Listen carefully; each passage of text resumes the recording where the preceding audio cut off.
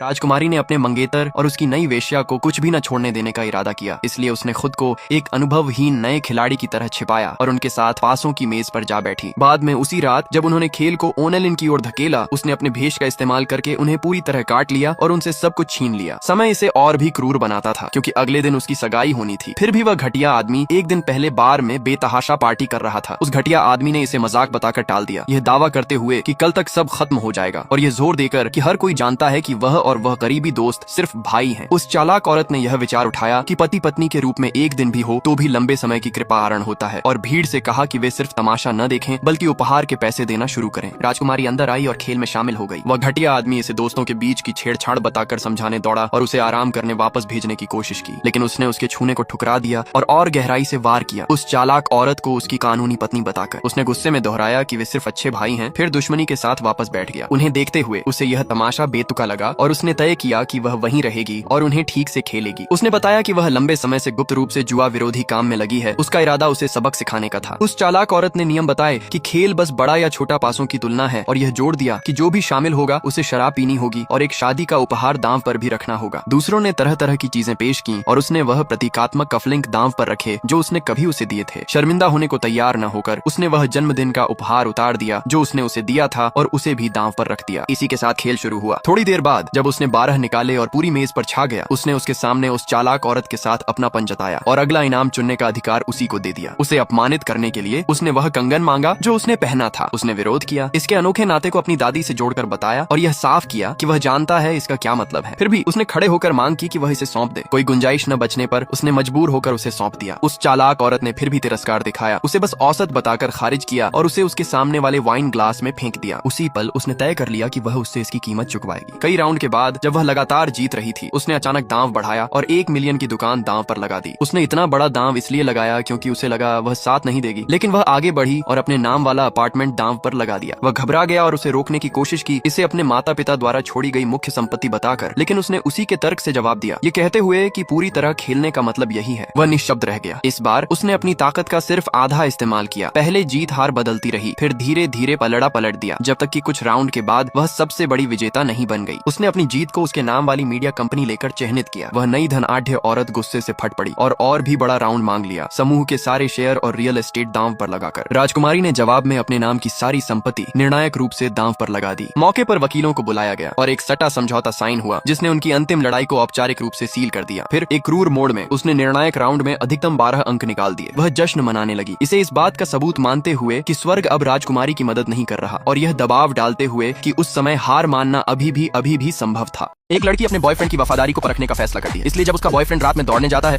तो वह एक लड़की को भेजती है जो दिल टूटने का नाटक करती है। वह लड़की उसके पास जाती है और उससे बात शुरू करती है और जैक से कहती है कि वह थोड़ी देर उसके साथ बैठकर बात करे, लेकिन जैक तुरंत अपने दोस्त को फोन करता है और उसे तुरंत आने के लिए कहता है ताकि वह लिली को दिलासा दे सके। ये सुनकर लिली हैरान रह जाती है और जल्दी कहती है कि वह उदास नहीं है, फिर घबराकर वहां से भाग जाती है। पास में छिपकर सब देख रही सोफिया ये देखकर बहुत खुश होती है। उसे लगता है कि जैक बाहरी लालच का सामना कर सकता है, लेकिन केली उसे कहती है कि अभी इतनी जल्दी खुश मत हो क्योंकि यह टेस्ट अभी शुरू ही हुआ है। इसके बाद दोनों अन्ना को जैक के साथ ऑफिस की उसी लिफ्ट में जाने का इंतजाम करती है, लेकिन कई दिनों तक जैक उसकी तरफ देखता तक नहीं। मजबूर होकर अन्ना खुद जैक से बात शुरू करती है, लेकिन जब अन्ना अपनी खूबसूरती की तारीफ करने लगती है तो जैक को यह बिल्कुल पसंद नहीं आता। जैक कह देता है कि उसने प्लास्टिक सर्जरी करवाई है। ये सुनकर अन्ना गुस्से से भर जाती है और तुरंत सोफिया से शिकायत करने चली जाती है, लेकिन इस बार सोफिया खुश नहीं होती। उसे लगता है कि कुछ गड़बड़ है। उसे विश्वास नहीं होता कि कोई भी आदमी ऐसे लालच का विरोध कर सकता है। केली भी उससे सहमत होती है, इसलिए दोनों एक बार फिर जैक को परखने का फैसला करती है। इस बार केली खुद यह काम करती है। वह जैक के दरवाजे पर दस्तक देती है और खुद को हाउसकीपिंग सर्विस की कर्मचारी बताती है जो उसका घर मुफ्त में साफ कर सकती है। जैक इसे ज्यादा गंभीरता से नहीं लेता और उसे अंदर आने देता है। अंदर आने के बाद केली अपना कोट उतार देती है और उसके नीचे एक सेक्सी मैट ड्रेस दिखाई देती है। फिर वह जैक के आसपास सफाई करने लगती है, लेकिन जैक एक बार भी उसकी तरफ नहीं देखता। यह देखकर केली मजबूर होकर उसके सामने पंखों वाला डस्टर आगे पीछे हिलाने लगती है। जैक घृणा से उसे वहां से जाने को कह देता है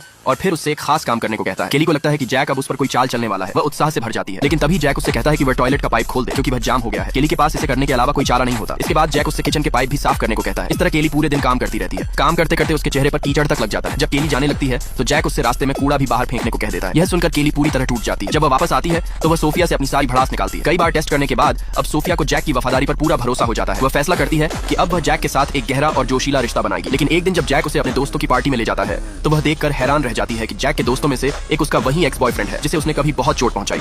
लड़की का ट्रांसफर हुआ था और ये उसका नया स्कूल था। पहले दिन ही उसकी सीट उस लड़के के साथ लग गई जो पूरे क्लास का सबसे बिगड़ा हुआ स्टूडेंट माना जाता था। वो लड़का बस एक बार लड़की को देखता है, फिर से अपना सिर बेंच पे रख के सो जाता है। आगे वाली एक लड़की ने पीछे मुड़ के देखा, आंखों में डर था, धीरे से बोली, उससे पंगा मत लेना। जिसने भी उससे पंगा लिया है हॉस्पिटल तक पहुंच गया। लड़की ने हल्का सा सिर हिलाया, लेकिन उसका दिल धक धक कर रहा था। थोड़ी देर बाद स्कूल का बेल बजता है, टीचर क्लास में आता है और एक तीखी नजर मार के लड़की से पूछता है, किताब कहाँ है तुम्हारी? लड़की शर्मा जाती है, तुरंत खड़ी हो जाती है, माफी मांगने ही वाली होती है। तभी उसके साथ बैठे हुए लड़का जो अब तक सोया था अपनी किताब उसके सामने रख देता है और खुद उठ के क्लास से बाहर चला जाता है बिना कुछ कहे। लड़की उसकी पीठ देखते हुए सोचती है, ये वैसे तो बिल्कुल भी नहीं है जैसे सब कह रहे थे। अगले दिन सुबह जब लड़की एक सुनसान गली से स्कूल जा रही होती है, उसे कुछ आवाजें सुनाई देती है। जब देखती है तो वही लड़का किसी से लड़ रहा होता है। उसके सामने एक लड़की डरी हुई खड़ी होती है। लड़की समझती है कि वो फिर किसी को डरा रहा है। वो डर के भाग जाती है, पर उसके पीछे से आवाज आती है, दोबारा अगर किसी को स्कूल के बच्चों को छेड़ते देखा तो बुरा होगा। क्लास में बाद में एक लड़की आती है शर्माती हुई और उससे कहती है, प्लीज ये चॉकलेट उसे दे देना और कहना थैंक यू। तब लड़की को समझ आता है कि सुबह वो अपने क्लासमेट को नहीं किसी बदमाश को सबक सिखा रहा था। उस दिन के बाद लड़की उसे अलग नजर से देखने लगती है। जब उसने उसे एक छोटी सी मिल्क बॉक्स दी जो वो किसी से नहीं लेता था, तो उसने बिना कुछ कहे रख लिया। कुछ दिन बाद स्कूल की सबसे फेमस लड़की, जिसे सब स्कूल की क्वीन कहते थे, उसके पास आई और गुस्से से बोली, वो लड़का मेरा है, उसे दूर रहना। लड़की ने शांत से कहा, मैं कुछ नहीं कह रही, मुझे पता है। क्वीन ने गुस्से से मुंह बना के चली गई। ये सब उस लड़के ने देख लिया जो अभी बास्केटबॉल खेल के वापस आया। उसने देखा और टेंशन में आ गया। शाम को स्कूल छूटे वक्त उसने लड़की का हाथ पकड़ा और पूछा, वो तुझे कुछ कह के गई थी? लड़की ने हाँ कहा, पर नाराज नहीं थी। ये देख के उस लड़के को अंदर से अजीब सा महसूस हुआ। कुछ देर बाद उसकी नजर लड़की के हाथ पे गई, वहाँ नीले दाग थे। उसने पूछा, ये क्या हुआ? लड़की जल्दी से बोली, मैं खुद से कर लेती हूँ कभी कभी, कुछ नहीं। वो कुछ समझ नहीं पाया, पर उसने और कुछ नहीं पूछा। उससे क्या पता था लड़की को कुछ टाइम पहले ब्लड कैंसर ल्यूकीमिया डायग्नोज हुआ था। उसके पेरेंट्स चाहते थे कि वो स्कूल बंद करे और हॉस्पिटल जाए, पर लड़की ने मना कर दिया। कहने लगी, मुझे अपने सपने पूरे करने हैं। अगला दिन स्कूल में क्वीन फिर आई। उसने लड़की को एक पानी की बोतल दी और कहा, बास्केटबॉल कोर्ट में उससे दे आना। लड़की ने मना किया, पर वो बहुत ज्यादा जिद करने लगी, तो लड़की ने मजबूरी में पानी ले लिया। जब लड़का खेल रहा था, लड़की ने उसे बोतल दी। वो थोड़ा हैरान हुआ, फिर धीरे से बोली, दूसरों का काम करना बंद कर। ये सब क्वीन ने देख लिया और जल गई। सोचने लगी, इस लड़की का कोई मतलब नहीं था, सब एक्टिंग थी। उसने दिमाग लगाया और उस दिन शाम जब लड़की अकेली उस गली से जा रही थी, तब उसने कुछ लड़कों को भेज दिया। लड़की कुछ समझ भी नहीं पाई थी कि अचानक से चारों तरफ से कुछ लड़के आ गए। उनके बाल रंग बिरंगे थे और उन्होंने उसका रास्ता रोक लिया। अगले पार्ट के लिए सब्सक्राइब करके रखें।